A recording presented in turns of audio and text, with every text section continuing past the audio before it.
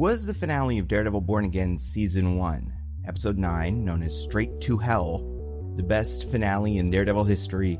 Absolutely not. And it's interesting, I think the original Daredevil series, Seasons 1, 2, and 3, had some really strong finales. Obviously, the back half of Season 2 was kind of a mess, but the Season 1 finale, where Fisk says, "I am the ill intent," and fights Daredevil, was incredibly satisfying. And then the Season 3 finale, featuring the three-way fight between Kingpin, Daredevil, and Bullseye, was great. Like a perfect end to a perfect season of television.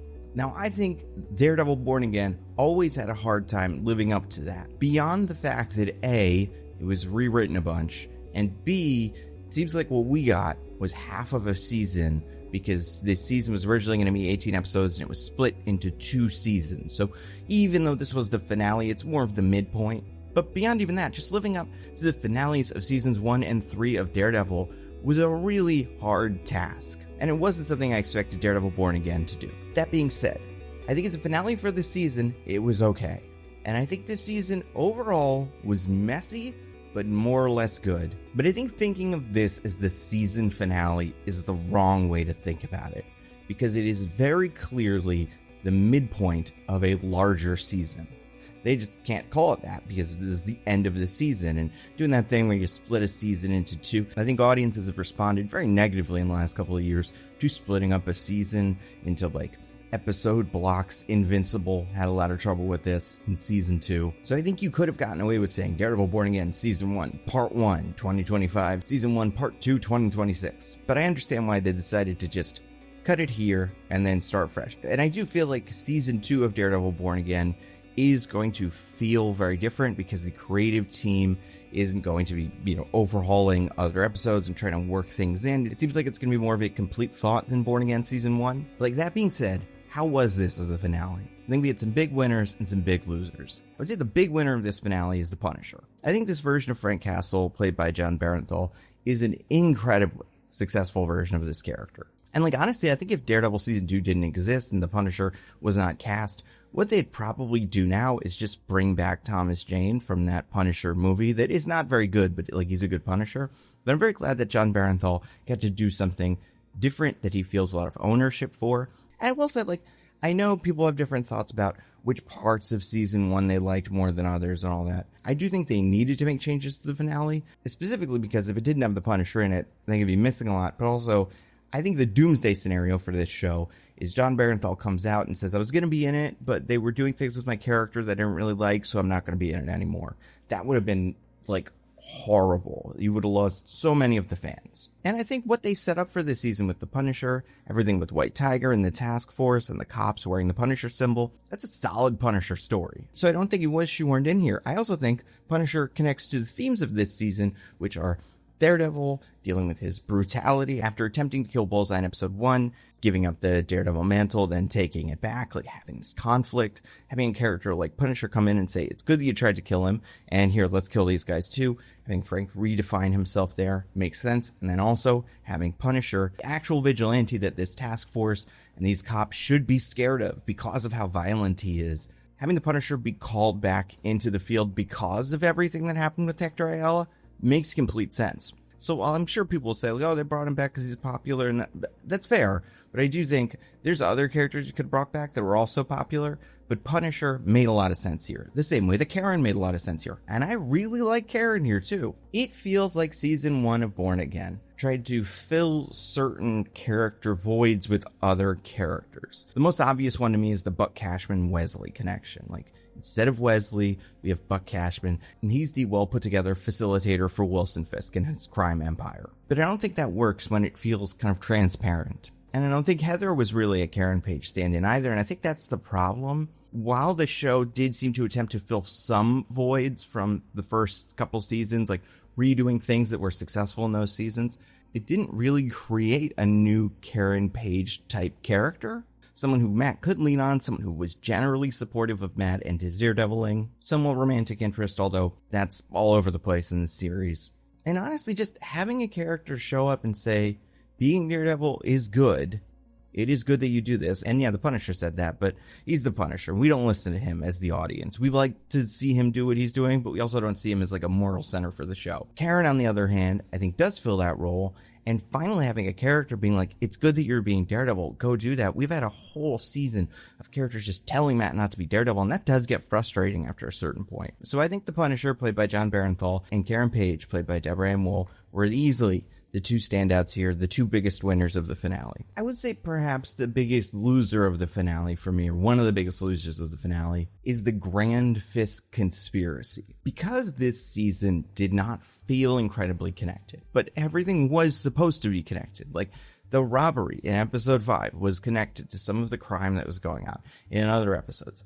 It never felt to me like the Grand Fisk conspiracy. Who hired Bullseye to kill Foggy? Why did they kill Foggy? Was it Fisk? Was it someone else? That never felt incredibly compelling to me. I think because the answer was it probably wasn't Fisk, because he says it wasn't him. And he doesn't lie about certain things. He wouldn't lie about that. And because of that, A, comment it had to be Vanessa, but B, also, like, I'm interested in what Fisk is doing. I don't really care why Foggy got killed, and especially now that they're like, oh, it's a Freeport, here's this paper we're gonna use. Like, dude, this character's committed a lot of crimes. He ripped the chief of police's head in half. If we're gonna end the reign of the Fisks, it's probably gonna be based on one of those big crimes they did, and not the port situation. Although, I mean, it seems like this character just cannot be put in jail. Which is the other reason I'm like, I think maybe he dies at the end of this season, this next season. And if that's the case, I don't really care about all this port stuff either. Like, I like the idea of a power struggle between the Fisks, but for me, it didn't feel believable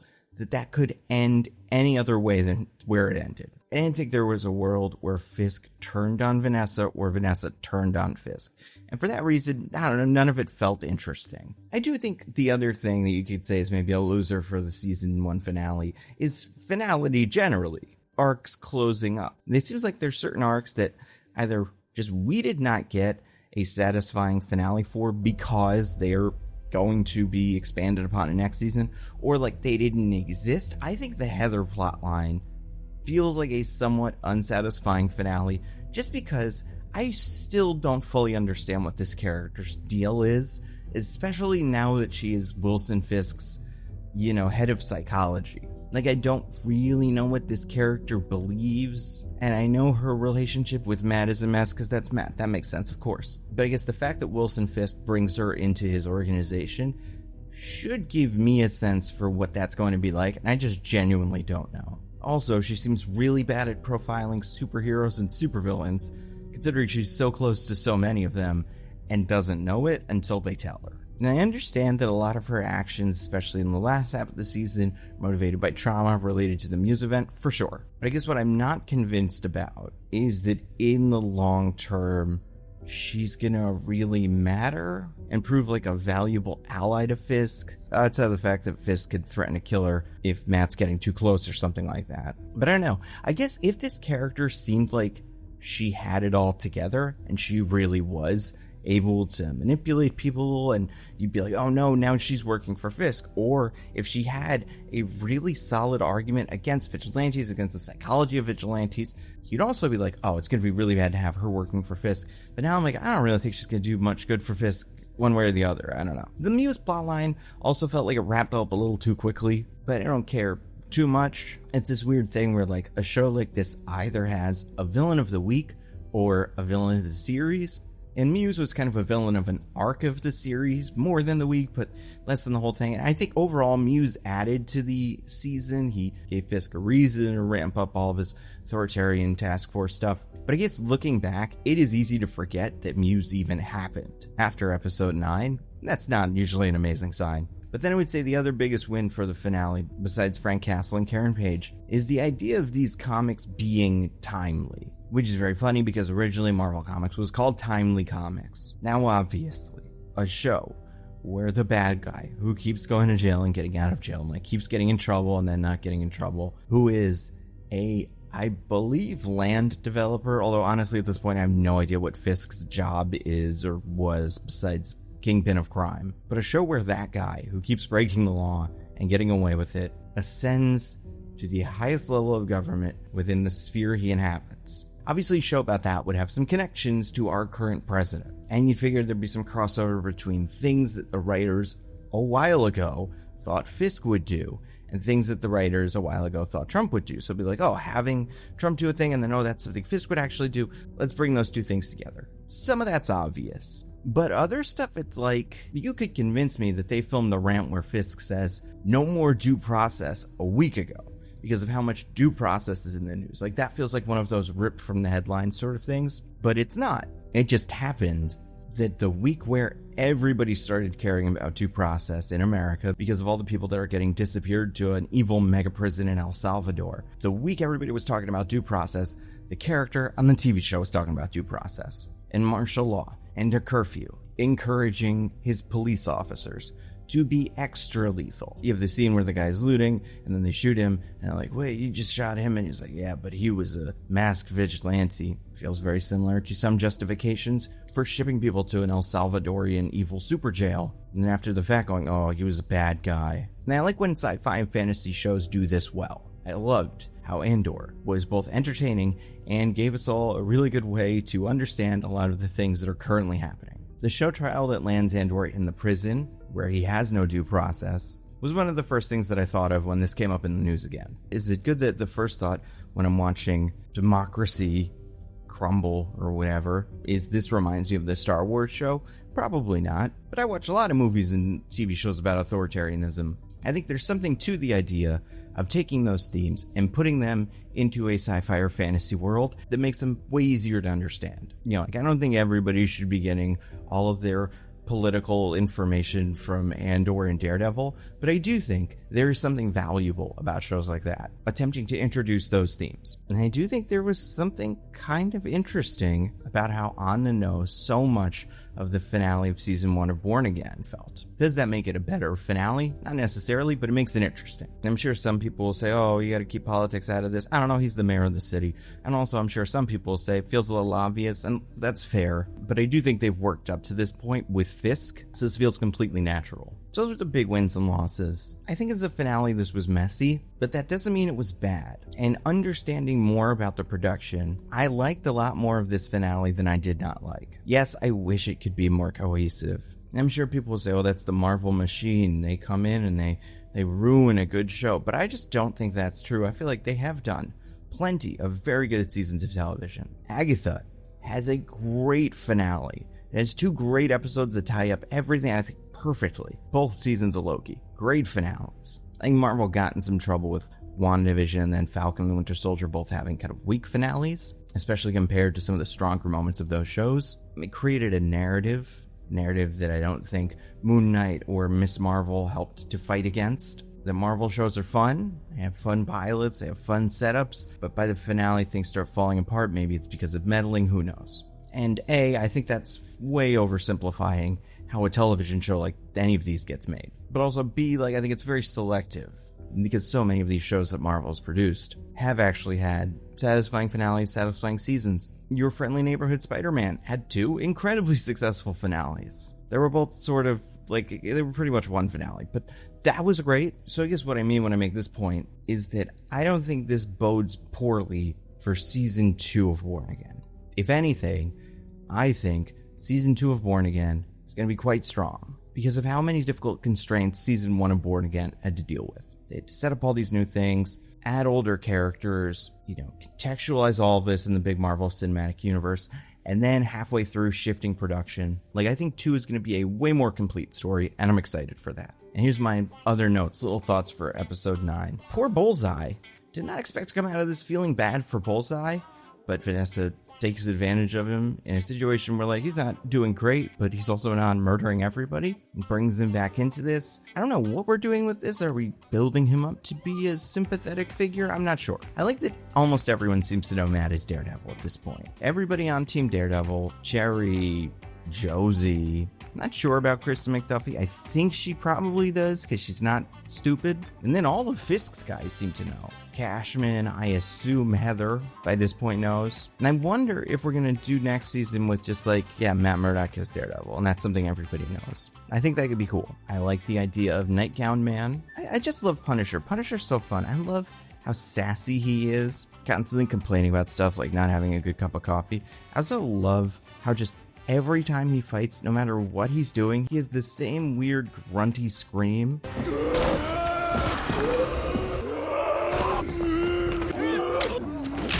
It's stupid, but it's memorable. And it feels like it kind of grants him extra powers. So it's like, how is he surviving all this stuff? Well, he's grunting, obviously. So he's channeling his inner rage in a way that no one but him can. I love that. And I'm glad they let Punisher do the I hate you cops that wear my outfit thing that many people from the comics are familiar with and has been a huge problem when it comes to the Punisher and the iconography of the character. So I'm glad they addressed it here. Speaking of Punisher, I want to talk about history's greatest villain, Cold North. So I do think, and I mentioned this last week, a little bit of me was like, maybe they're going to do something with it. Maybe he's going to get redeemed or something. But it turns out, no. Cold North is president of the Cops Who Want to Be the Punisher fan club. He killed Hector Ayala, and he exploded.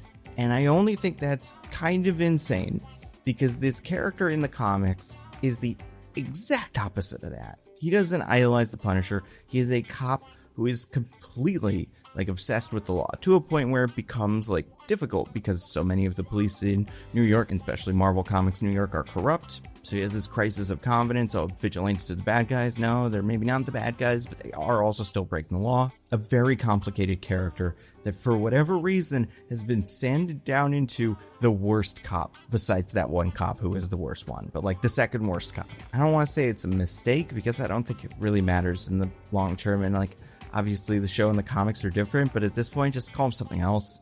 There's probably in the comics a corrupt cop that you can pull the name of. Easy. And then leave Cold North for later, because it might be an interesting character we'd want to do something with in the future. I don't know. But speaking of that, it's a little weird in that scene where Matt goes, I'm not gonna kill him. Frank's like, you should kill him. Matt says, no, that's not who I am. And instead uppercuts him with the club, and he falls asleep. That guy maybe isn't dead, but there's a good chance he's not waking up Matt. And I know Matt would say oh, his heart's still going. That may be true for now, but in a situation where this guy doesn't explode in a couple of seconds for other reasons, this guy could have some serious brain damage and maybe die later, which is how this happens sometimes, Matt. It doesn't seem like you're a doctor, so I get why you're upset that the Punisher is killing people. That's not great, but you're not killing them, I guess is what I'm saying. And it's extra funny because the character Cold North in the comics comes into the Daredevil story because Daredevil accidentally killed someone who he was fighting, and it just happened that because of a random accident, this person died, and Cold North is but Daredevil's a killer because he did that. So it's weird that Cold North almost died because of something similar. I don't know. He's dead now, so it doesn't matter. I think it's cute that Matt called Shotgun. That's funny. I liked Michael Gandolfini in this episode. I think this character has kind of earned his place as a dangerous figure. I think in the beginning of this season, I was like, what are we doing here? This guy's not actually scary. What's gonna happen to him? And I think he's managed to rise through the ranks in a way that A, feels very realistic in our current day, and B, sets him up in an interesting position on this team as just the pure loyalist. I'm glad there is one of those here. Because even Buck Cashman had a little tiny shot at the end where you're like, oh, is he maybe feel bad about some of this? But Blake just does not. It was nice to see the avocados thing. I'm not going to pretend I'm immune to fan service, and avocados at law is fun. I saw someone mention this, and I didn't buy it the first time, and then I went back and watched this again in preparation for this video, and I totally see it now. When the police commissioner gets in the car and sees the man who's driving the car, and it's not the person he expected, he says, Luke. And the man, talks to the cop a little bit, and you can kind of see his face. You can see the back of his head, and you can see his eyes in the rearview mirror. Someone online was like, I thought that would be Luke Cage. And it doesn't make sense because Luke Cage isn't a cop. But, besides that, if you just look at how this guy looks and listen to how he sounds, he does kind of look and sound like Mike Coulter. Just take me home, Mario. Mario got sick. Wait, Luke? Again, this isn't a conspiracy or anything. I'm just saying, originally I was like, that's a weird thing for someone to say. And now I'm like, no, I totally see how you can make that mistake. I like the commissioner's line. Oh, you're out of your goddamn mind. That's a fun line for someone to say. Very New York. Also, New York, light pollution. It would look nice if there wasn't so much light pollution in the city. You could see the stars. That would be cool. New Jersey would ruin it with our own light pollution. You still wouldn't be able to see the stars from Manhattan, but whatever. 8 o'clock curfew is insane for New York City. I'm sure Matt is going to assemble an army that includes superheroes. It should also include club promoters and bouncers, because so many people are going to be out of work. And like, I don't think Fisk has thought this through. That's characters like this frequently don't. It's kind of dog that caught the car. But like, I don't know, 10, even midnight, that would feel like a pretty serious curfew for New York City, while not putting so many people out of a job that they would eventually rebel. Swordsman, looking very comfortable in his little cell with his unbuttoned shirt and very casually wearing his tuxedo. I think it's interesting that he managed to be such a big part of the last couple of episodes. Originally, I was like, oh, they're just putting him in here for fun. Now I'm like, oh, is Hawkeye gonna show up and rescue him? And again, I think I said this last week, is he a good guy or is he not a good guy? Like, he does swordsman stuff. Like, that seems to be something that you would put in a good check mark. But he's still a rich power broker in New York. And maybe he just doesn't care about that kind of stuff. Like, he doesn't like Fisk, it seems like. But also, Fisk is anti-vigilante, so of course he wouldn't like Fisk. I guess, like, looking back, he was a red herring villain in the first season of Hawkeye. But by the end of Hawkeye, I never got a sense for what he actually liked or believed in, besides wants to do swords. Last thing, in the post-credits scene, apparently it is very easy to trick people from New Jersey. I'm not going to pretend I've never been tricked, so there you go. Like Punisher, I kind of figured he would have to do a little bit more work. Yeah, put together some lie, like, listen, I know I don't like all you cops, but you seem okay. I don't know, there's just something about you.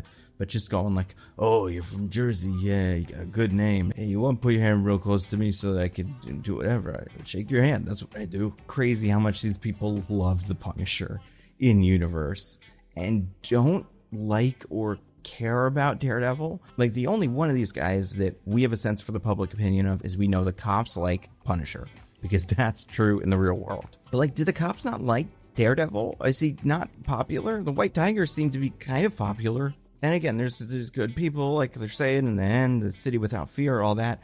I guess it's just, I really wish we had more of a sense for like opinion polling almost on Daredevil. Because on one hand, he's a superhero who's a good guy, and on the other hand, like She-Hulk says, he's got horns and he's dressed like the devil, so that theming is inconsistent. But yeah, love that Jersey got a shout out here at the very end by being the dumbest, most trickable guy. And love that I didn't mention this in episode 5, that not only did Jersey City get a shout out, but Hoboken got a shout down, and that is very fun. And you know what else is very fun? Nebula. It is a subscription streaming service that I helped to create with a bunch of my other YouTube friends. People you definitely know if you like my channel, like Patrick Willems, Captain Midnight, Big Joel, H-Bomber Guy, Princess Weeks, and a bunch of others. Go to the culture tab and just poke around. You will find someone you already love. And for my Nando V Movies and Nando Cut videos, the entire Nando Cinematic Universe, they all go up early on Nebula. The Nando V Movies videos are usually a week early. The Nando Cut videos are usually closer to a day or so. But when it comes to a movie review, that can mean the difference between me recommending you immediately see a movie like Deadpool and Wolverine, or me warning you that you immediately see a movie like Madam Web. Either way, see Madam Web. Madam Web's great. Also, if you've seen these ads in the past, you've definitely seen me talk about Abolish Everything, a new show that was coming to Nebula. Well, they recorded it, and it came to Nebula, and it's great. It is so funny. I had such a good time watching it. Check out the trailer online, and then definitely go watch an episode. I don't know if you guys are like me, but this is the kind of thing I could watch full seasons of. You can also download videos to the Nebula app and watch them wherever you want. And we're adding new creators every day. We have guest passes. It's really incredible. And speaking of incredible, Nebula is already a steal at $60 a year, $5 a month. But if you go to go.nebula.tv/thenandocut, you can get a year of Nebula for $36. That is $3 a month. It's an incredible deal. Again, go to go.nebula.tv/thenandocut. You're going to love it.